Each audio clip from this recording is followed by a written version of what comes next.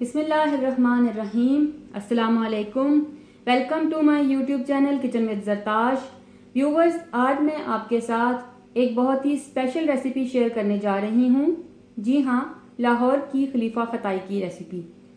ये रेसिपी बहुत ही स्पेशल है, ऑथेंटिक है और बहुत सालों से मैं इसे अपने घर पर बना रही हूँ। ये मेरी खुद की ट्राइड रेसिपी है। आप इस रेसिपी को एंड तक ज़रूर देखिएगा और इसको फॉलो करते हुए इसको ज़रूर ट्राई कीजिएगा। व्यूवर्स, इससे पहले कि मैं अपनी रेसिपी की तरफ चलूं, मैं अपने तमाम नए देखने वाले व्यूवर्स से ये कहना चाहूँगी कि अगर आप मेरे चैनल पर नए हैं तो मेरे चैनल को सब्सक्राइब कीजिए। बेल आइकन पर क्लिक करने से आपको मेरी तमाम नई आने वाली वीडियोस का नोटिफिकेशन मिलता रहेगा। और अगर आपको मेरी वीडियोस अच्छी लग रही हैं तो इनको लाइक कीजिए, शेयर कीजिए। अपनी रेसिपी की तरफ चलते हुए मैं आपको ये बताना चाहूँगी कि इसमें हमें किन इंग्रेडिएंट्स की ज़रूरत है। इसमें सबसे पहले मैंने 1 कप के करीब देसी घी ले लिया। इसकी जगह पे आप बनस्पति घी भी इस्तेमाल कर सकते हैं, लेकिन ये इस रेसिपी का मेन इंग्रेडिएंट है। इसकी वजह से बिस्किट्स का टेस्ट बहुत अच्छा बनता है। उसके अलावा 1 कप के करीब मैंने यहाँ पे बादाम ले लिए।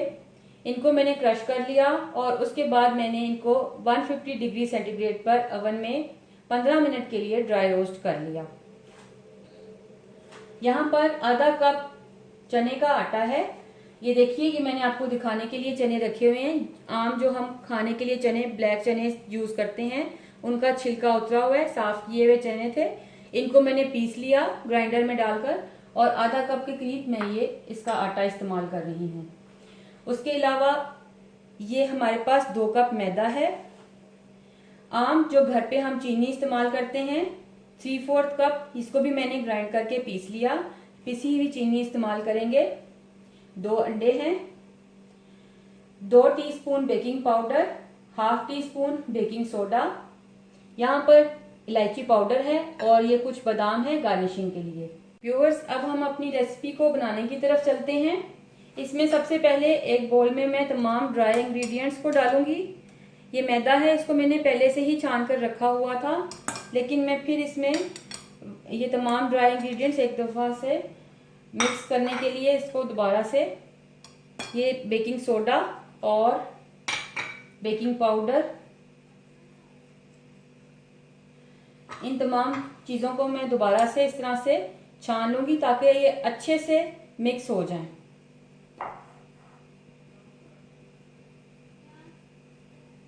इसको मिक्स करने के बाद अब इसमें मैं ये चने का आटा भी ऐड कर दूंगी ताकि अगर इसमें कुछ रह गया है छानने वाली चीज तो वो भी अच्छे से इसमें से निकल जाए।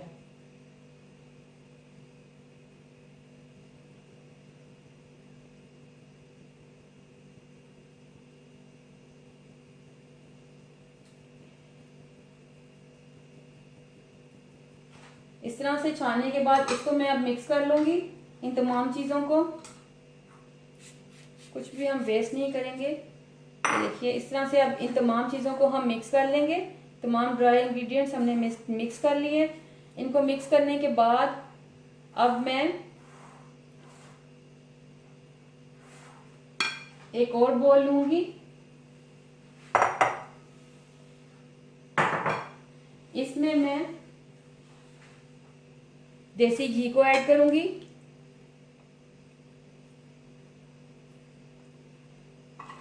देसी घी के साथ मैं चीनी को ऐड करूंगी। ये पिसी हुई चीनी 3/4 कप के करीब है, जो मैंने घर पे ही ग्राइंड करके बारीक कर ली थी।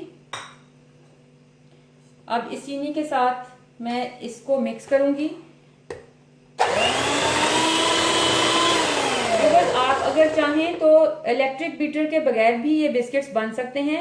हैंड बीटर के साथ भी आप इसकी मिक्सिंग कर सकते हैं। तो आप अगर चाहें तो हैंड बीटर का यूज करते हुए भी इसको मिक्स कर सकते हैं।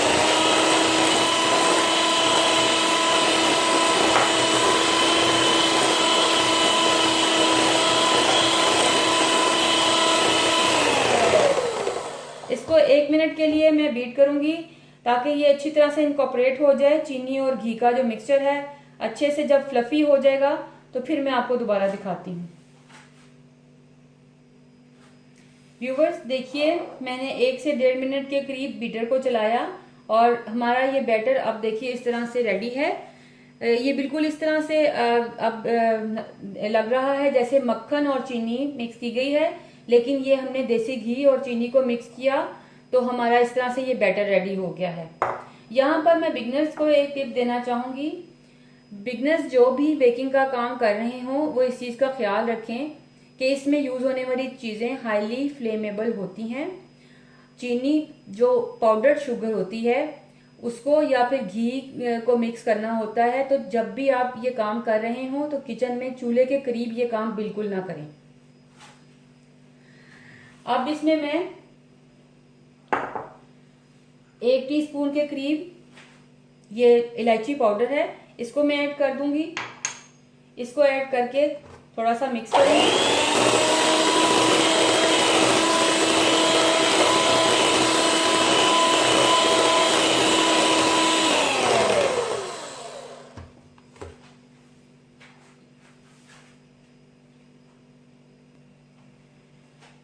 इलायची पाउडर ऐड करने के साथ ही अब मैं इसमें थोड़ा थोड़ा करके ये जो हमारे ड्राई इंग्रेडिएंट्स थे ये वाला मटेरियल ऐड करूंगी। ऐड करके इसको मैं मिक्स करूंगी।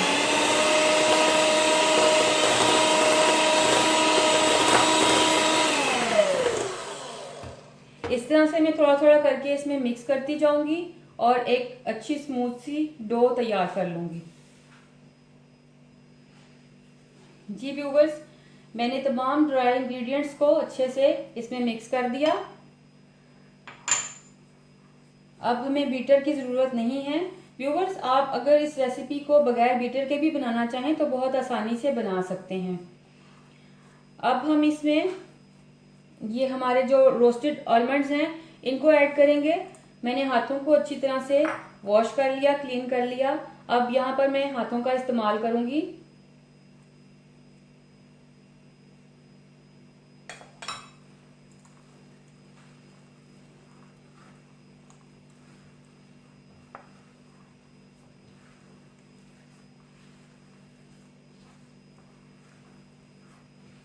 इस तरह से मैं तमाम आलमंड्स को इसमें मिक्स कर दूंगी और ये हमारी बेहतरीन सी डो रेडी हो गई है। व्यूवर्स, अगर डो को गूंथते हुए आपको यूं लगे कि अगर आपकी जो डो है वो ज्यादा सॉफ्ट है तो आप इसको 10 से 15 मिनट के लिए फ्रिज में रख दें, इसको रेस्ट दें। उसके बाद इससे आप खताई बनाना शुरू करें। क्योंकि आजकल बहुत गर्मी का मौसम चल रहा है और इसमें हमने घी का इस्तेमाल किया है और जो घी है वो हाथों की गर्मी की वजह से इसको सॉफ्टनेस की तरफ ले आता है। अगर ऐसा हो तो आप इसे 10 से 15 मिनट के लिए फ्रिज में रख दें। अब हमारी डो बिल्कुल रेडी है। इसको मैंने 10 से 15 मिनट के लिए फ्रिज में रख दिया था। मैंने आपको बताया था कि आजकल गर्मी का मौसम है तो हाथों की हीट की वजह से ये थोड़ी नरम पड़ने लग जाती है। अब फ्रिज में रखने के बाद ये बहुत अच्छी सेट हो गई है।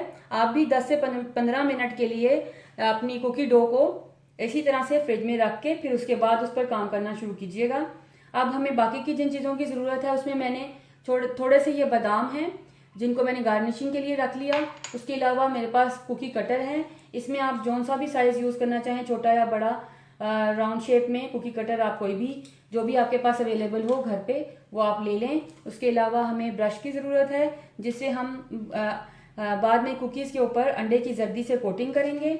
और स्पैचुला है, इसकी जगह आप कोई भी बटर नाइफ, आपके घर में राउंड शेप की कोई भी नाइफ हो आप उसको यूज़ करें। प्लास्टिक की शीट्स हैं, उसके अलावा रोलिंग पिन है और बेकिंग ट्रे जिसके ऊपर हम अपनी कुकीज़ को लगाएंगे। अब हमें अंडे की 2 जर्दियाँ चाहिए। अंडे को मैंने जर्दी निकाल कर रखी है, दूसरी मैं आपके सामने इस तरह से अलग बाउल में ये तोड़ रही हूँ अंडा। एक ही बाउल में कभी भी अंडों को मत तोड़िए।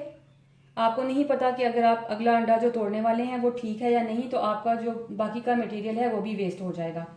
उससे बचने के लिए आप इस तरह से अलग बाउल यूज़ करें। अब हमें ये 2 अंडे की जर्दियाँ चाहिए।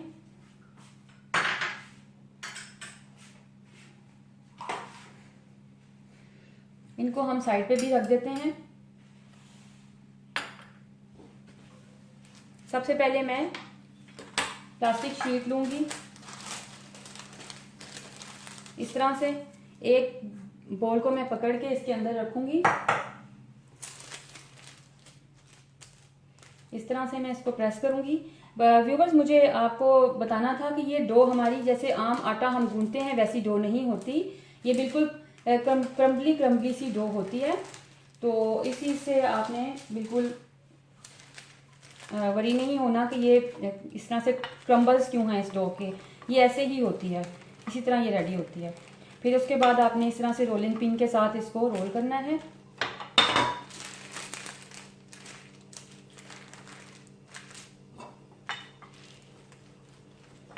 जितनी भी थिकनेस आप चाहते हैं अपने बिस्किट्स की वो आप रख लीजिए। तकरीबन ½ इंच काफ़ी होता है, क्योंकि वो बाद में जब बेकिंग होगी तो उसमें भी ये फूलेंगे। तो ½ इंच के करीब इसकी आप जो है ना वो थिकनेस रख लें। ये जो रोटी आप बेल रहे हैं उसकी इस तरह से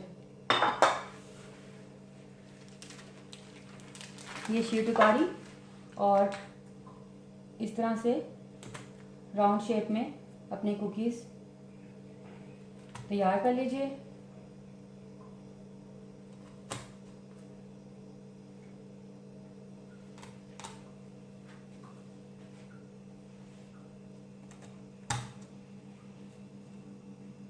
व्यूअर्स, ये बहुत ही आसान और बहुत ही मज़े की रेसिपी है, बड़ी ऑथेंटिक रेसिपी है। मैं इसको बहुत दफ़ा कई सालों से इसको मैं ट्राई कर रही हूँ और मेरे जो भी मेहमान आते हैं उनको ये बहुत पसंद आती है।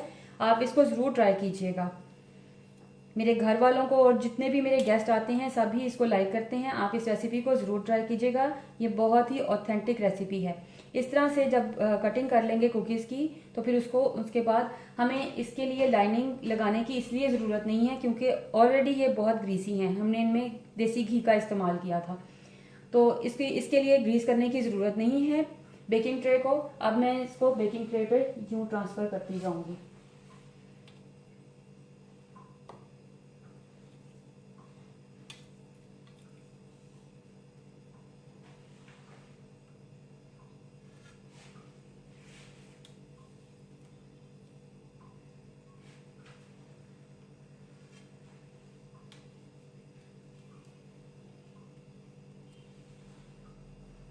थिकनेस अगर आप ज़्यादा रखना चाहते हैं तो आप थोड़ा मोटा बेल लें।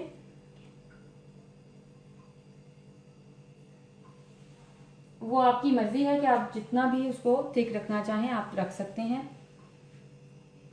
नॉर्मली वैसे ½ इंच की इसकी थिकनेस जब मैं बेकिंग करती हूँ तो मैं इतनी ही रखती हूँ, उसमें अच्छे से कुक हो जाती हैं बताइयाँ।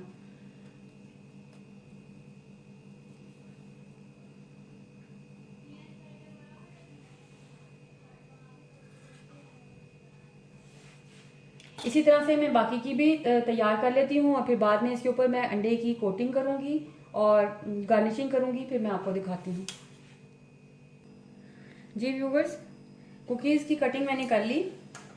अब इनको हमने अंडे से कोटिंग करनी है इनकी।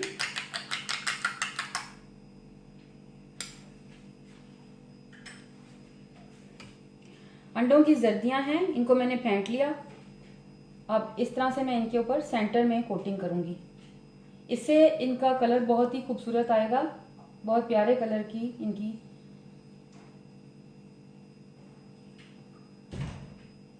लुक बनेगी। सेंटर में कोटिंग करेंगे। इस तरह से तमाम कुकीज़ को कोटिंग करेंगे और इसके बाद इनकी गार्निशिंग करेंगे। ओवन को मैंने प्री हीट कर लिया है 150 डिग्री सेल्सियस पे। उसमें मैं इनको अब बेक करूंगी तकरीबन 15 से 20 मिनट के लिए।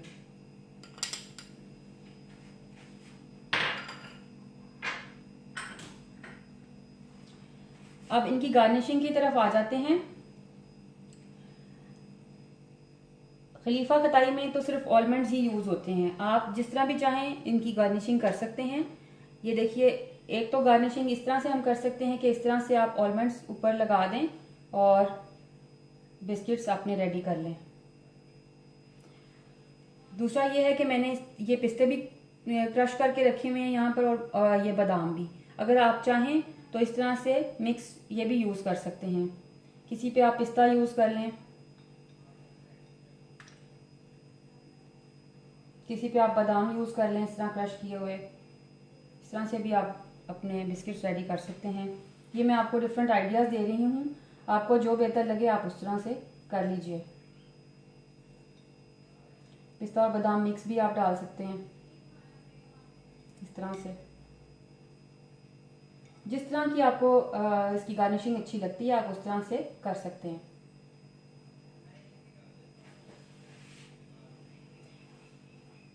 ये इनकी गार्निशिंग हो गई। अब मैं इनको ओवन की तरफ लेके चलती हूँ।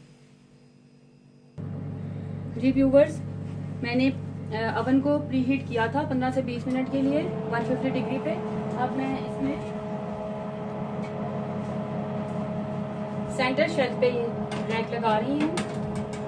ट्रे को मैं सेंटर शेल्फ पे लगा रही हूँ और इसको मैं अब 15 से 20 मिनट के लिए बेक करूंगी, जब तक इनका कलर गोल्डन ब्राउन नहीं हो जाता। मैंने ओवन को प्री हीट कर लिया है 15 से 20 मिनट के लिए। अब इसमें मैं अपने कुकी ट्रे को रखने जा रही हूँ।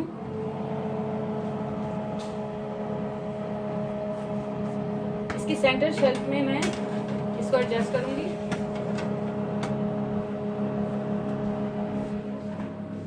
अब इनको 15 से 20 मिनट के लिए मैं बेक होने के लिए रख रही हूँ, जब तक इनका कलर गोल्डन ब्राउन नहीं हो जाता। बस तकरीबन 15 मिनट हो चुके हैं। अब मैं इन कुकीज को चेक करने लगी हूँ। ये बहुत अच्छे से बेक हो चुके हैं। अब मैं इनको निकाल लूंगी और ठंडा होने के लिए रख दूंगी। इन बिस्किट्स को मैंने 10 से 15 मिनट के लिए इसी बेकिंग ट्रे में ठंडा होने के लिए रख दिया था। अब जब ये ठंडे हो चुके हैं तो मैं इनको इस रैक पे ट्रांसफर कर दूंगी। इसका मकसद ये है कि हमारे बिस्किट सौगी ना हो जाएं। अगर हम इनको यहाँ से इसी तरह एयर टाइट डिब्बे में डालकर रख देंगे तो बिस्किट सौगी हो जाएंगे, वो क्रिस्पीनेस उनमें नहीं रहेगी जो हम चाहते हैं। इसीलिए मैंने इन बिस्किट्स को अब यहाँ पे ठंडा होने के बाद यहाँ पर मैं इसको ट्रांसफर कर रही हूँ। ये देखिए, ये बिल्कुल अच्छे से बेक हो चुके हैं। इसी तरह से आपने इनको तैयार करना है और उसके बाद आपने इनको यहाँ ट्रांसफर कर लेना है किसी भी जाली पे, जो भी आपके पास घर पे अवेलेबल हो। ज़रूरी नहीं कि आपके पास ऐसा रैक हो तो ही आप ये काम कर सकते हैं। कोई भी जाली घर पे अवेलेबल हो, प्लेट कोई ऐसी जाली वाली, तो आप उस पर उनको ट्रांसफ़र कर लें और उनको ठंडा होने का वेट करें। 15 से 20 मिनट इस तरह से रखें और उसके बाद फिर आप इनको सर्व कर सकते हैं या फिर एयर टाइट कंटेनर में डालकर इनको रख लें और जब दिल चाहे आप इनको चाय के साथ अपने मेहमानों को सर्व करें, घर वालों को सर्व करें।